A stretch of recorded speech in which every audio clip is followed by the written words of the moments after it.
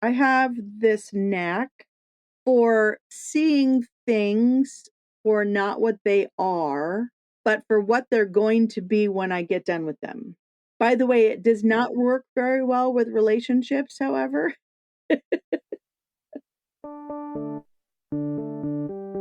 Welcome to the Tiny House Lifestyle Podcast, the show where you learn how to plan, build, and live the tiny lifestyle.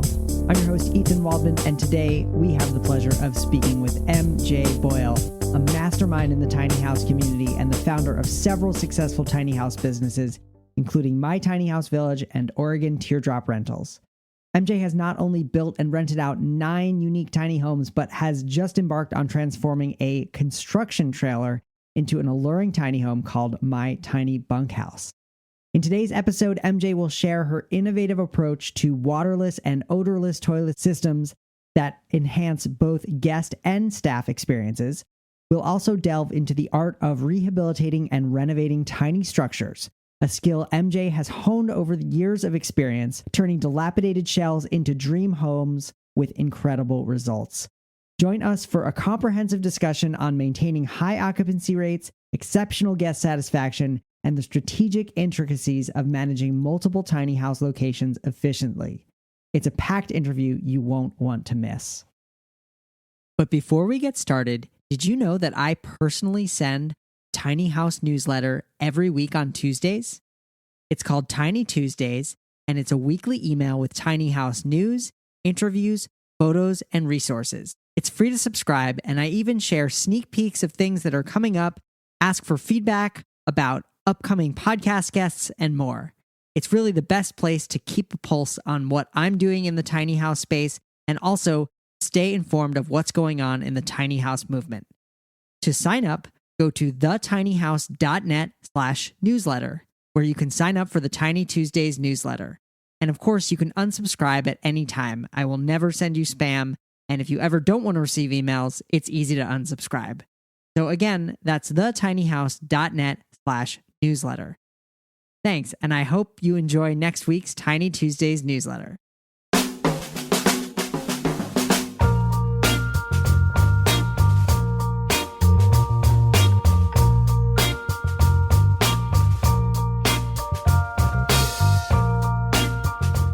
All right, I am here with MJ Boyle.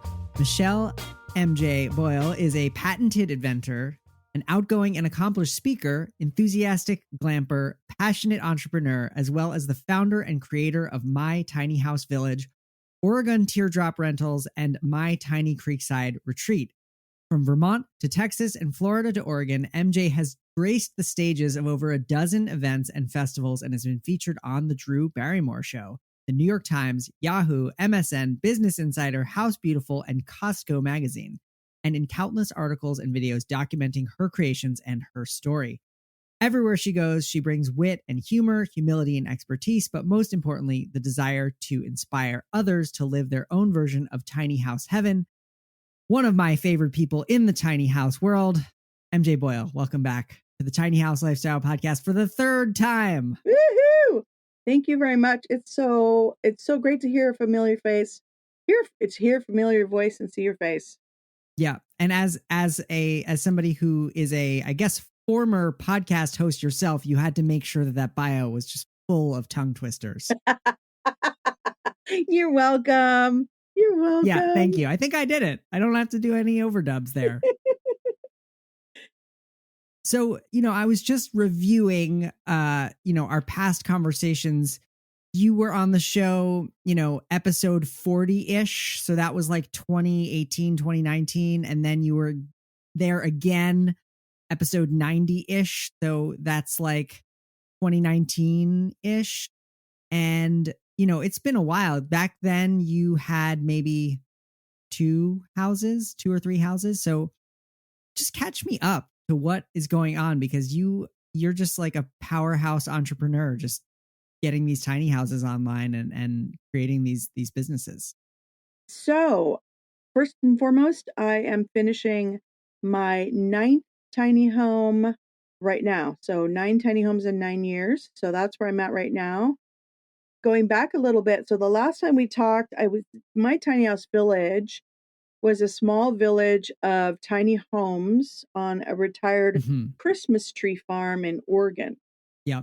And basically the concept was after I opened my first tiny home rental. So my core business model is I design and build tiny homes specifically for use as short-term rentals. Yep. And so the concept basically was it was so successful that I took the money from my first tiny home rental, right, and rolled it forward and then did another one, and another one, and another one. In the meantime, I also started another small company called Oregon Teardrop Rental. So it's very, very, very similar to the tiny house rentals in that they're tiny, they're colorful, they're designed by me, they're rentable, da da da. But the difference is that people take them with them camping, Yeah. With the tiny homes, they stay in them. With the teardrops, they take them with them. Basically, the reason why I kind of connected those two companies in this conversation initially is because I was in an absolute perfect position when COVID hit. There, from a business perspective, there is, the people whose business went boom and the people whose business went bust. And I was in the boom category. I was the most popular girl in town. Every single thing that I owned was 100% rented for 10 straight months. It was pandemonium. Wow. It was crazy nuts. Yeah. And so I had those two businesses, and then I did so well during that period of time, and I was looking for land, my own land to land, basically. Yeah. And because I was on leased land in Oregon, I knew that was a ticking time bomb. So, you know that it's someone else's land, and eventually I'm going to have to move the village. So in 2021, I purchased an illegal cannabis grow operation that is waterfront with a hoarder's house. So I took the profits from my COVID experience and I invested in my own land in 2021. And then sure enough, in fall of 2022, I was notified by the county that I was in violation, a very familiar story for most tiny house enthusiasts. I was informed by the county that I was in direct violation and I would have to move my tiny house village. Okay. Yeah, luckily I had someplace to go. That's the short version of where I was last time we chatted and then kind of where I am today. My gosh, moving one tiny house is a lot. So you had to move, how many was it at that point? 1, 2, 3, 6. 6 of them. 6. Yes. And Damn. I was only out of business, or I was only closed down, okay, for 30 days. Wow. Yeah. Now this illegal cannabis grow operation hoarder house situation, I'm guessing there wasn't like a lot of infrastructure for tiny homes there. So what did you have to do to the property to get it ready for the 6 tiny homes? Yeah, there was no infrastructure. Although I did have to move 6 tiny homes, not all of them came here.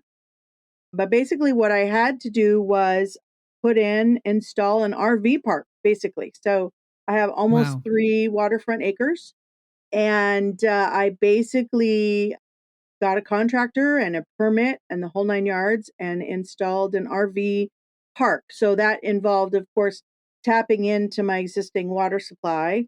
Now, the electrical, the power was an interesting story because although I had a lot of extra, I have 3 200 amp panels. So I have lots and lots of power. Thank you, cannabis grow operation.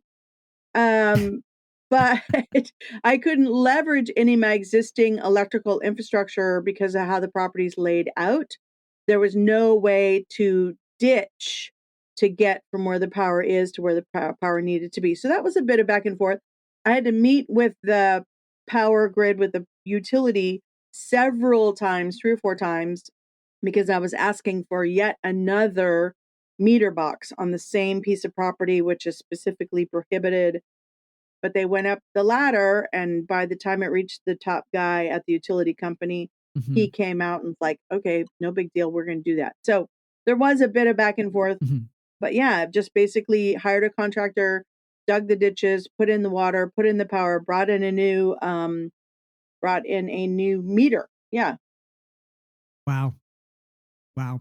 And then your homes, I know we talked about this in a past conversation. The toilets are all compost toilets, right? So Yes. you didn't have to deal with like setting up a septic for these houses. Absolutely. Yes. And that, I mean, yeah, we've talked a lot about that. In fact, that's of course also a huge conversation in general, and any conversation about tiny homes. All of my tiny homes are currently have what's called a cedar loo toilet. So not a Mhm. true composting toilet. I used to use Nature's Head. I used to have Nature's Head Yep. toilets in the houses. The cleaners finally said no. So I Okay. have the additional challenge, not just of needing a waterless toilet scenario, but I have the additional challenge of having staff. I have staff that clean, and then I also have the Right. guest experience. So whatever toilet situation I came up with, it had to meet all of those requirements, right? The guest had to Sure. literally enjoy the experience. The cleaners had to sign off on, agree to, support the scenario. And then, of course, it had to Mhm. be, from my perspective, because I designed the homes, had to be a waterless solution, an odorless solution. And so I have kind of my own system that I created for that. Very cool. Would you, well, I mean, I'm just kind of, I want to go on this ride with you. So can you describe the system? Yeah. So, so we're all familiar with the bucket, basically, where you go to Yeah. the Humanoid bathroom in the toilet. bucket, right? And then you have you have a handful of cedar chips or whatever that you toss on top of the Sawdust. waste, Sure. and that kind of keeps Yep. the Yep. odor down. The challenge is, however, again, I have guests and I want them to literally Mhm. have a completely odorless and positive experience. So what I do is I start with the bucket, and then I take a Yep. 9 millimeter bag specifically. It's got to be 9 millimeter, Mhm. anything less. So I take a 9 millimeter garbage bag, basically, which is pretty common, but you have to be really specific. Yep. That's And thick then though. and then I toss in actual pellets. So the pellets I get from the feed store. Yep. Not These are not wood stove pellets, but they're kind of similar to that. So then you toss in the pellets. Okay. And then you take another bag and you toss in pellets, and then another bag and you toss in pellets, and another bag and toss in pellets. So every toilet is preset with 4 bags, and each bag, of course, has pellets at the bottom. So what happens is when the waste arrives, the pellets actually actively absorb and deodorize the liquid. Yep. And then off to the side of the toilet, there's a small container of aromatic cedar shavings. Then, when the guest Mm. takes, after the waste is done, then they take the cedar chips and toss it on top. That then deodorizes the solids. And then the third thing is Yep. once per day during their stay, once per day, the guest actually pulls that bag and puts a knot on the top and puts it in the garbage can. So we have a garbage can with a big black garbage bag. So it's double bagged. Yep. They pull the bag out of the toilet, they put it in the garbage can, and the next bag is ready to go. Nice. Clever. Very rarely do I have guests that stay more than 3 or 4 days. So most of the time, they take care of it, they bag it, they dispose it, no problem. If I have guests that stay longer than 3 days, then I will deliver every 3 days another freshly preset bucket. So after they Freshly pull the charged last bag bucket. out of the last one, they drop the new bucket in. So very clean, completely odorless. And if you read my reviews, you'll see many, many, many people have commented positively about it being the best smelling system they've ever experienced. Amazing. Well, I love the innovation there. I've the addition of the wood pellets is brilliant. I have used wood pellets as kitty litter, and it's true. They, as soon as any moisture touches them, they absorb it, they expand, they basically turn back into sawdust, but they do a Mm-hmm. really wonderful job. Mm-hmm. And it's taken, I've experimented with different materials. I've experimented with different types of toilets, Hmm. different types of bags. I actually had a deodorizing salt that I actually added for a while, but that Yep. ended up being just, more than I really needed to do. Interesting. Yeah, I've experimented a lot over the years, and this was kind of the system that I finally resulted in. And And for those people that are not going to have a chance to ask the question that I know comes next, because when I talk to people in person, especially like at the bar, it's a great conversation. It's a great conversation with starter. strangers. Anyways, so the garbage company, the utilities, they're very familiar. They know exactly what's going on. From their perspective, this is no different from a disposal perspective. This is no different than a bag of diapers, right? Sure. So oftentimes that question will come up about disposal and is that even legal and all that fun stuff. So yes, of course I asked and that's the answer, right? We're double bagging it Yeah. and it's no different than a bag of diapers. Yeah. Well, on that note, on a bag of diapers. Maybe we found the title for the podcast. Oh man. Yeah. Try that for the algorithm. It's no different than a bag of diapers with MJ Boyle. Oh yeah, that's true. You do. Yeah, we have to take Yeah. the algorithm in consideration. Yeah. Yeah. So you, at least in in previous interviews and just from what I've seen following you, you seem to find these, like, I hesitate to even call them tiny houses sometimes, like you just find these beat like houses, mobile structures on wheels. I think there was one that was like a chicken coop at one point, and then you turn them into these amazing rentals. We actually had a listener write in with a question about, how do you rehab a tiny house or renovate a tiny house? And I thought of you immediately because I'm like, oh my gosh, Michelle buys these tiny houses that in sometimes they like are not livable at all, and then she renovates them, she rehabs them, and turns them into amazing tiny homes that happen to be rentals. But what I've seen you do, they all look like they would be totally comfortable to live in. I mean, if it's comfortable to rent for 5 days, why not 50 or 5 weeks? But can you talk about like what you look for when you're kind of looking at tiny structures, as and what makes something rehabable in the first place? What makes something worth buying and kind of fixing up? That's an awesome question. Thank you for asking. So first of all, I have this knack, or my proclivity is probably a better word, Mm-hmm. for seeing things for not what they are, but for what they're going to be when I get done with them.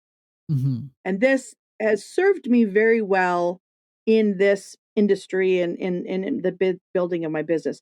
By the way, it does Yeah. not work very well with relationships, however. But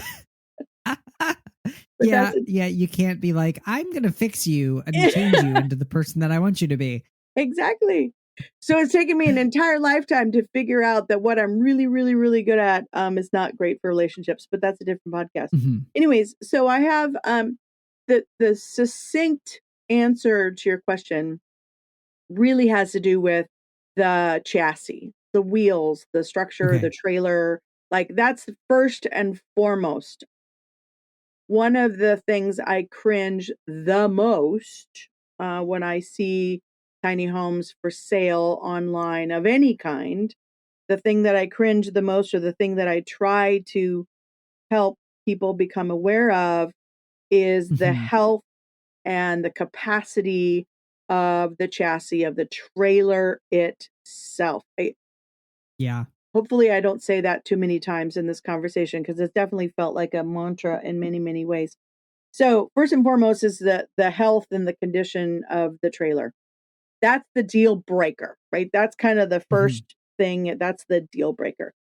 Beyond that, the next thing I have to consider in my business and in my plan is I say, what condition is it currently in? What time and money do I currently have? And can I take that current condition using my current pile of money and my current time constraint and accomplish the task? So I've done this 4 times, specifically 3 on wheels. one that wasn't on wheels that I put on wheels, totally different story. But for the purposes of this discussion, I've taken 3 in very, very, very different conditions, 3 existing structures on wheels in 3 entirely different stories, 3 entirely different conditions. And each one had that in common, right? Number 1, what's the chassis? Number 2, how much money and how much time? And can I take its current condition and accomplish what I need to do in the period of time that I've given myself? Again, as far as time goes, it's always my own self-imposed deadline, right? I don't have a boss. That's the glory. Yeah. Again, the best part of my business model. It's for me, with me, by me, about me. So I can change my mind at any time. But that's kind of where I start. Yeah. Yeah. Okay. So that's a really great answer. So just to make sure that I'm getting it correctly, is first and foremost the chassis, the trailer. Important that is in good condition, because that's really almost impossible to change. And then it's just about time and budget based on what you see in the structure.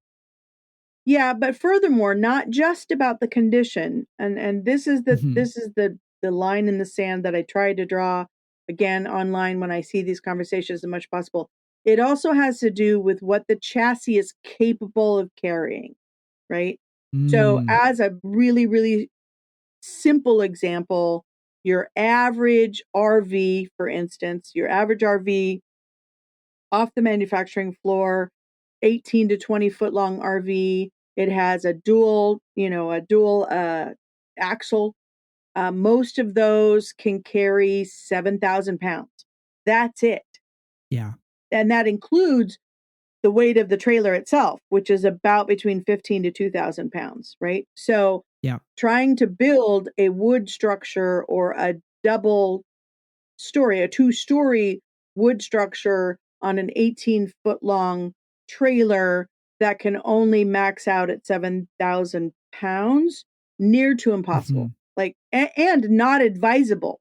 So when I see homes that need to be rehabbed or need to be sold or whatever, my first question is, what is the capacity of the trailer besides the condition, right? What can the trailer hold total? And when was the last time it was scaled? That's another thing. All of mine are scaled. I know exactly how much weight, that I'm starting with, how much weight I have to play with as I renovate it. And then, so that's not just the basic condition, but also that's a big deal. I mean, a house that's overbuilt to the chassis, in my mind, is not worth the paper it's printed on. Yeah. That's really important, and that's great advice. Okay, so we've got your kind of your criteria for the decision-making process of whether it's worth even buying or starting on. Is there anything, on the inside above that chassis that would scare you away and be No. like, yeah, no, this is a deal breaker. Can't No, deal. actually, and that goes back to what you described as a chicken coop. It wasn't quite a chicken coop. Yeah. It was a pancake shack. But okay. and this is the part where my crazy really comes into play, because and where I describe myself as having the ability to see not what it is, but what it will become. Because everyone else, so the project I'm going to tell you just a brief story about was called My Tiny Wine Wagon. Yeah. And I found an ad on Craigslist, which, by the way, I can't allow myself to go on Craigslist. It's like saving puppies with me and tiny homes. So I found an ad on Craigslist for a 37-year-old. Well, actually, it was a 1954 single wide mobile home chassis, and on it they had built a pancake shack for a nonprofit community organization in Cottage Grove, Oregon. And this structure's sole job was, once a year, they would haul it to the top of a mountain. They would have what's called the miner's breakfast. And it had windows on the side, and this is the window where you place the order, and this is the window where you pick up the pancakes. And they had these metal ramps that would fold down so the people could walk up to the window level. And for 37 years, it was stored inside, and it had these huge fans. So it didn't really have a roof or a ceiling of any kind, because it was basically all fans. Okay. And people would drive up to the top of the mountain, pay $25 and get their pancake breakfast, and all the money would go to the local community. So this nonprofit was actually selling this pancake shack as a tiny home, but they did the wording wrong. And so it was listed under the wrong category, which is why I found it. Anyways, and so, but it was a dual axle trailer that could haul 20,000 pounds. And the reason why it was so much weight on the axles and on the trailer was because of the fact that the whole trailer on the inside was cast iron, right? You have these huge pancake like griddles, right? So you have tons and tons of propane tanks and pancake grills. Wow. And so the infrastructure on the inside was all of this weight, none of which, of course, I needed and ripped out immediately. So I bought that for $1,000. Wow. And then I decided, from a rehab perspective, obviously the roof had to go. There wasn't really any roof because it was all just, fans and so forth. So I had to create, of course, tore off the roof, and also had to create a slope and that kind of thing. But from a structural perspective, it stayed exactly the same. The windows didn't change. The doors didn't change. I did turn what was the back porch where they stored the propane tanks. That's now an outdoor shower, which is a fun feature. Okay. But yeah, so that was definitely a project where anyone else with any sanity at all would look at that project and say, oh, hell no, there's no way that's going to work out well. And I proved them all wrong. The photos of that one in the before, like I look at it and I'm just like, I get a stomach ache. I love those before after photos. They're so great. Yeah, no, they're incredible. So my tiny wine wagon is still in service. Mm-hmm. Right now I have someone that's staying there for 3 weeks. Nice. Continues to garner, rave reviews, lots of fans, 5 stars. I'm very, very, one thing about being a short-term rental hostess is setting the expectation, right? Yeah. Everybody knows specifically before they come, this is your toilet situation. This is your shower situation. This is your ladder situation in some cases. So that's definitely one of the more extreme versions. The tiny home that I'm finishing right now was also a bit of a rehab, but not quite extreme. Not quite as extreme. And what's this one going to be called? My Tiny Bunkhouse. Bunkhouse.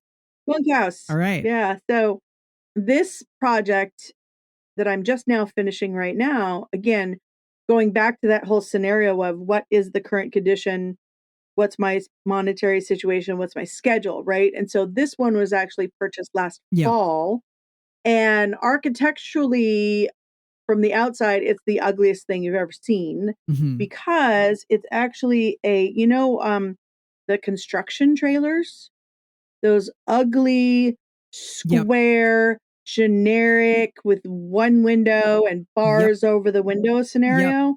Yeah, I bought one of those. Yeah, they're just like the temporary office for a construction site. Yeah. They haul it out there. Yeah. So okay, so you bought one of those and you're turning it in. Okay. Yeah. So I bought one of those in all of its ugly glory. And the back, most notably, the short end in the back was a big, huge, ugly, rusted out roll-up garage door. Yeah. Because at the end of the day, they roll up the garage door and then they drive in with the equipment and everything. Because of course you want everything expensive inside the work shack or whatever. And so, so that when I saw that particular door, the first thing that I did was, obviously that door went away, and now it's this beautiful full glass custom. Oh my God, I can't believe how much I paid for that door in the back. That just adds just a huge wow factor for the room. Yeah.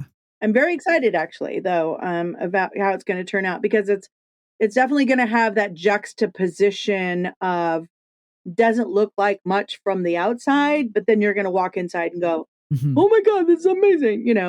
Obviously added windows and the bathroom, and there's obviously, like any rehab project, I added a ton, but it actually, it's a 15K. And so lots and lots and lots of ability, to add. But on the other hand, I didn't have to add much, right? So the roof, the walls, the windows, the doors, like everything, the heavy stuff was pretty much remained the same. I did have to tear it down on the inside almost to the studs because of all the infrastructure that's required to add a bathroom and a kitchen. Yeah. So, tore out the stud all the way back to the studs to redo all the wiring. So in this particular one, however, the wiring was laughable because basically what they had done in many cases just stapled extension cords to the walls. Uh-huh. And then that was their electrical. Oh, so boy. obviously that wasn't going to work. So electrical and plumbing was the bulk, right, of the expense and the time Yep. for the bunkhouse project. And then of course you got to do the sheetrock and the paint and the texture and all that fun stuff. But yeah, that's a much less extreme but equally rewarding and project. Budget wise, boy, prices have increased so much in the past few years. It's crazy. So, but budget wise, I'll come out once it's complete. But another thing about my budgets versus your average tiny house budget is when I finish a project, that means the deck is done, the barbecue's on the back, all the patio furniture, the bedding, the plates, every single thing has to be 100% perfect for the first. Fully set and ready to go. Yeah. Which is an additional level of, again, a level of attention to detail and all. It's got to be just literally perfect when the first guest walks in. So this project, although it feels so expensive from a historical perspective on how many houses I've done now. Yeah. But this house, I'm super proud. By the time I'm done, total budget all in $25K. So not bad. That's not bad at all. Yeah. Yeah. Pretty proud of that. I mean, and also like whether you're looking at it as a short-term rental, which is an investment for you, or whether you were looking to live in it, $25K is at super low end for what a tiny house would cost. Certainly to buy a new one today. I mean, we're talking 100K and up now for a pre-made tiny house. And this particular one is because of the architecture, again, I didn't really reinvent too much. It's a main floor unit. Yeah. But it's long enough. It's 24 feet long. So I actually do have a lounge. I actually have a living room area, which is really rare in a tiny home. So I actually have a living room, a fully functional, 3-piece kitchen, bathroom, desk area, bedroom, queen size bed, and twin. So it sleeps 3 people. Really, really proud of this project. But also, as you can well imagine, by this point in time, I have experimented with enough projects and enough floor plans and enough materials that it's fun. In some instances, I'm executing against what I already know. In some instances, I'm starting over with a brand new product. So I get to learn something new. So that's another reason why I keep building, is because I love the creative process. I have 2 questions from different angles. Like my first question is, like, talk about interior finishes to me when you're looking for like durability, cleanability, and then, minimizing the maintenance. I mean, my tiny house is now 12, 13 years old, and I'm starting, to have to repaint and restain and redo. And the choices I made 12 years ago, when I didn't really ever consider the fact that I might be renting this house out, the finishes that I chose weren't necessarily the most durable. They were maybe tended towards the low VOC or the environmentally friendly, but they have not always withstood the test of, Airbnb guests who are mostly very respectful, but just the house is getting used in a way that it never did when it was just, me and my partner. So what are some of the material choices that you make? Because I'm sure you come back to the same, products over and over again once you find ones that work well. Yeah, absolutely. Again, building a home for your own individual use versus building it for strangers who, may or may not have a full respect or understanding. Also, as you know too, tiny homes live hard, right? You're Yeah. spending, all that Yeah. time in that amount of square feet. So that they yeah. So first and foremost, I will also say that another major consideration, two major considerations for me when I build, one of them is I allow pets in my short-term rentals. Less than Wow. 25% of Airbnbs in this country, less than 25% of them allow pets at all, number one. Wow. Number two, I also allow pets to stay for free. So less than 3% of total Airbnbs in the country not only allow pets, but allow pets to stay for free. I do charge a pet deposit, which means if you come and you follow the rules and clean up after yourself and then leave, everything's good, you get your deposit Mhm. back, you bring your pet for free. But that is a major, major consideration when it comes to flooring. Number one, flooring. So I only use luxury vinyl right now, LVP, Yep. a very, very, very high quality, scratch resistant, waterproof luxury vinyl in every single room, which is also something I learned versus my tiny house that I built in 2015. I did the tile in the bathroom and that kind of thing, Yeah. mainly because of the product that I used for flooring in the main space wasn't adequate for a bathroom application that was going to get wet all the time. So now it's Mm. definitely something that I've learned. First and foremost is I use luxury vinyl in all of the tiny homes. Yep.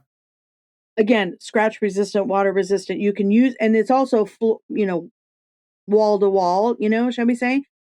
From a design perspective, Yep. that also makes the space feel a lot larger when the flooring, reaches all four corners of the house. So that's the first consideration, Yeah. material wise. I mean, I would never use anything else at this point. Absolutely. The second thing that Floors. Okay. I definitely take in LVP. consideration is, especially for my houses, which are going to get a lot of hard use. The second thing is tiny homes over time, the sexy, Instagrammable, folding stuff that we have created in order to live in our tiny spaces is super sexy, Mhm. tons and tons of views, completely 100% untenable, unusable, not happening in a rental. Interesting.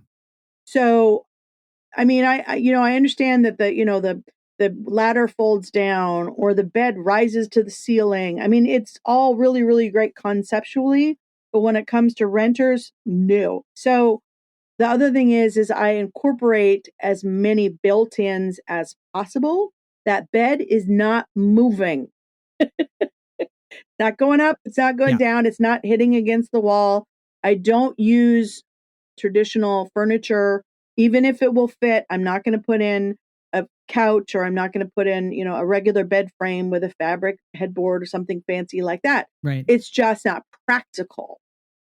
And so that's another thing is I try to use as many built-ins as possible because you're creating stability, of course, in the furniture themselves. Again, the beds don't move; they're part of the literal building. Yeah. So that's two things off the top of my head. That's a big deal too. Those are, I mean, I know you keep throwing out the disclaimers that like building for yourself is different than building for a rental, but I really think that having observed this movement and been a part of it for this long, I think almost everybody who builds a tiny house for themselves at some point, they decide that they either need more space, maybe they start a family, maybe something changes, and turning them into a rental is such a great and kind of obvious solution to that problem versus just selling them. And so I really think that anyone listening who is in the process of doing this, to think about this, think about the LVP instead of the hardwood floors if you can, and think about doing those built-ins for the same reasons that you might be renting this thing one day. And also it might just help cut down on the maintenance, you know, that you have to do down the Oh, road. for sure. Can I just want to tell a real brief success story also in this line of questioning too. No Yeah. stories. No, I'm kidding. Go for it. Well, my stories tend to be long, so I'm going to try to make this one really short. No, they're great. That's the whole point of you being here. Tell us stories. I know, but I have so many of them. Okay. So I had another project, real briefly, though, kind of along the same, conversation. I had another project called My Tiny Vagabond. Okay. And originally, I had bought it as a shell. I have never paid that much money for a shell in my life. I was feeling sorry for myself. And so I actually bought a shell that was almost completely done. Someone had already built the tiny home, and it was fairly lightweight. It was a dual axle. It was pretty lightweight. And at the time, in my mind, I had envisioned actually combining the teardrop concept of people take it with them when they go camping and the tiny house concept. So I'd originally bought it with the intention of renting it out for people to take it with them. I never executed on that. Long story, I won't go into it. So I decided to actually utilize it as a stay in place tiny home instead. So I bought the shell for $15,000, which again, I can't believe. And it wasn't really a shell, actually. It was pretty well finished out. But however, there was a lot that was wrong with it that I couldn't utilize for short-term rental. So I bought it for $15,000. I put $5,000 into it. So when I opened the doors as a rental, it was $20,000. I rented it out just general math. I rented it out for a year and a half. I made $25,000 over the course of that year and a half. So definitely, paid myself back for my original investment. And then because of all the shuffle that was going on in 2022, I couldn't utilize all the trailers that I had at my current location. So I actually ended up selling it for $35,000. Nice. So again, when you start with a lower budget, and when you think about the long term, the long term of it, it was relatively easy for me to sell it for $35,000 because it was now a proven rental.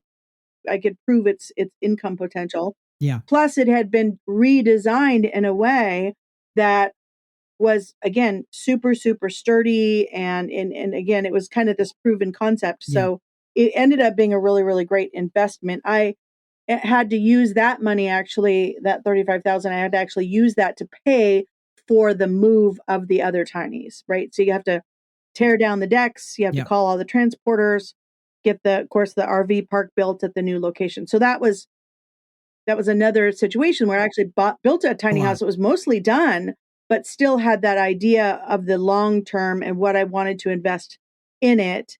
And then it actually served a really great role even when I sold it. That's awesome. Yeah. So I want to ask, this is just totally selfishly because I do one Airbnb, I do my one tiny house, and I'm like, I know that the way that I'm doing it couldn't scale up to more. I could maybe do a second one the way that I'm doing it, but more than that, so my big pain point, I'm going to just say, is laundry, because, this house is about 20 minutes away from where I live. So my cleaners put the dirty laundry out in a bin once or twice a week. I'm driving down there. I'm picking up the laundry. I'm bringing it to my house. I'm doing the laundry. I'm bringing it back. Works great for one house or two. And you've gotten really good at folding towels. Yeah, I have I can air fold a towel. I don't even need a surface. I'm just just fold this towel up right against my body. But I mean, I looked into a laundry service, to get the laundry done by a laundry service. It's almost as expensive as buying a new set of sheets each time. It's so expensive. So I'm curious, you've got many, many tiny homes in different locations, it sounds like. And I'm guessing you didn't have to leave this interview to change the wash over. So I'm guessing you're not doing the laundry. I'm not doing the laundry currently. Okay. First of all, I'm not doing in this part of the season, shall we say. So one major disadvantage of this business model, especially at my new location, not as much at my Oregon location, but at my current rural Washington location is the seasonality. So with seasonality, of course, comes in reduced occupancy, right? So people staying less often. Also, you have a rate change. Obviously, you can't charge as much in the middle of December as you can for July 4th weekend, right? So we have a drop in occupancy, we have a drop in rates.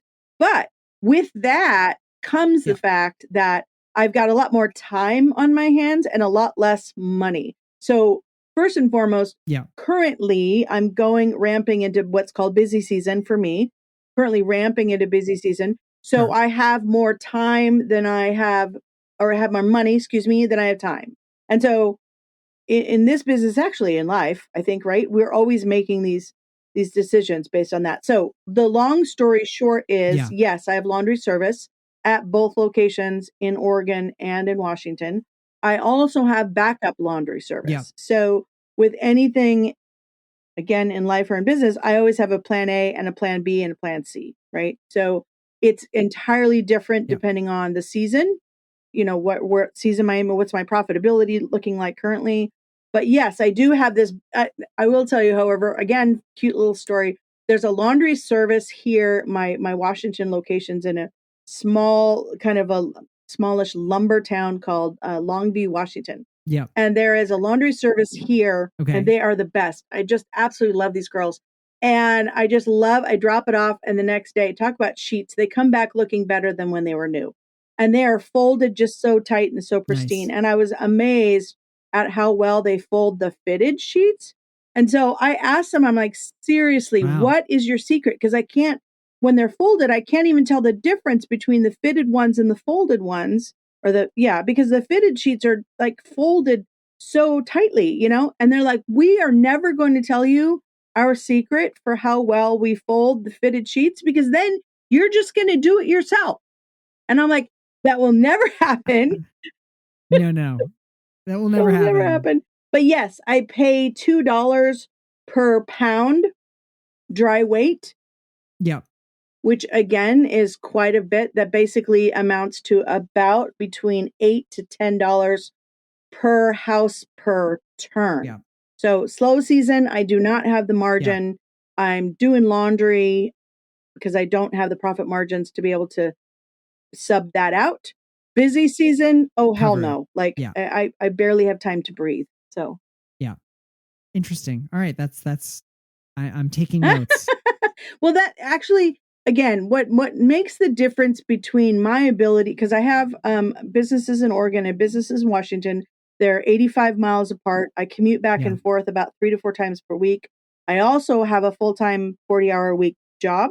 And so the only way that I'm able to pull that off, not just the laundry part of it, but the whole operation, is by having staff in place at both locations. So we have we'll call it first round draft pick, second round. We've always got a plan A, a plan B, a plan C for every single reservation and for everything that needs to be done. So in addition to the regular stuff, like your cleaning and laundry, those are kind of obvious, but we've also got, as you can imagine, my maintenance to-do list on a 3-acre waterfront property that sleeps 20 people. Yeah.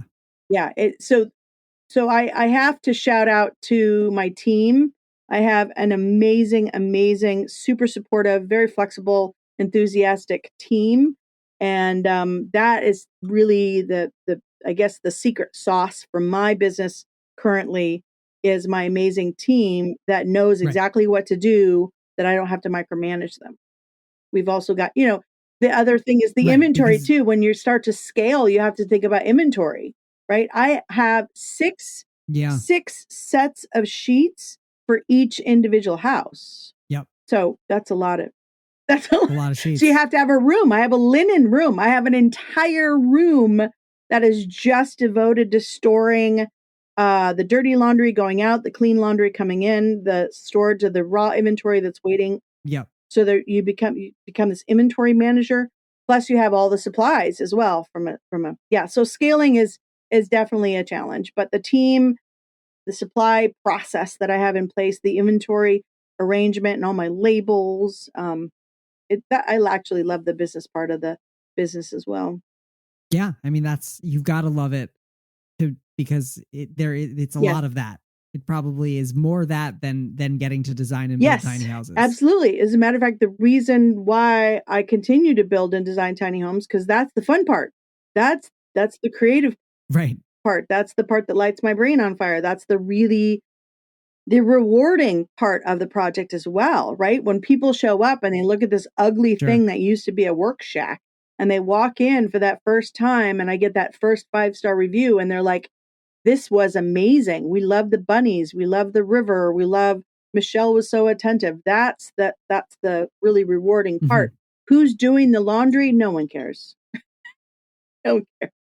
Right. Nobody cares about that. They just care that the sheets are clean and that it's done. You know. Nice. Nice. Well, oh my gosh, this has been so fun talking with you. I feel like we could just keep going and going. I was curious, is there anything that I didn't ask you that, this conversation has sparked that you just want to put out there?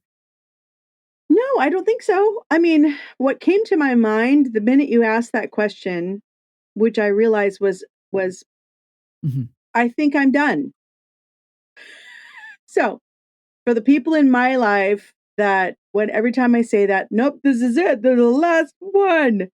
The people in my life always laugh when I say that, but I think I'm there. I think I'm almost there. And so maybe our next podcast interview in a year or two, right? You can say, hey, did you ever end up living up to your own promise for yourself? Are you done? I think I'm done. Number one, I'm out of space at the current property. So there's that. I'd have to invest in new property. Yep. And number two, my current property, I have yet to really execute the event venue part of this property. So this property is also a wedding venue for corporate retreats, family retreats, wedding venue kind of scenario. I have had, some weddings here, but I haven't really started engaging in that industry. That's an entirely different, right? An entirely different spin on my business model. So I think I'm done, and been a wild, fun ride. And now I think I might be kind of pivoting a little bit, maybe doing some more events, and only time will tell whether or not my energy holds out that well. Nice. Well, I look forward to having you back. We didn't even touch Oregon Teardrop rentals, which I'm super curious about, but that's going to have to be another. Yeah, no, interview. I appreciate that opportunity. It's again, it's very, very, very similar to the short-term rentals, right? To the Airbnbs and VRBO rentals. But the part that I enjoy the most about that business model, which I don't get with my short-term rental tiny homes, is Oregon Teardrop Rentals is a 100% concierge-based business. I meet in person every single guest. I shake their hand. We have a whole hour-long orientation before they leave. So I know about them and their family and where they're headed and their fun stories of their vacations. And so that's a really a similar business model, but kind of feeds my soul from a social perspective. So yes, I'd love to talk about that anytime. Hit me up and we can talk about a lot of similarities between that business model and the tiny homes.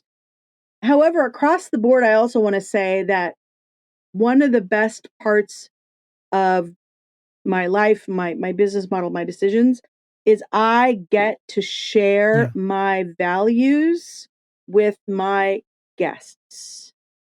My values of you can travel with a teardrop and you can sleep comfortably and dry and quiet and secure, but you're not in an RV park, cooking in your kitchen in your 40-foot long RV.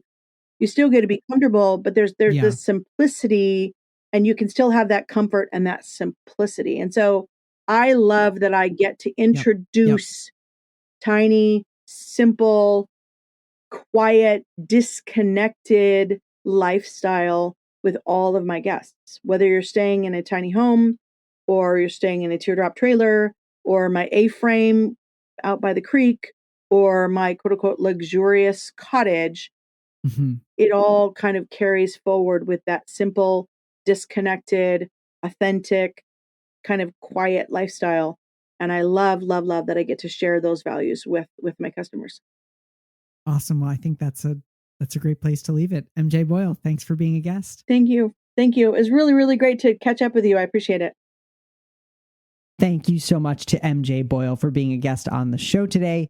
You can find the show notes, including a complete transcript, photos of some of MJ's beautiful tiny homes, and of course, links to all of these businesses so that you can stay in them. I hope you do go and stay in them because MJ is awesome, and I know that her tiny homes are awesome too.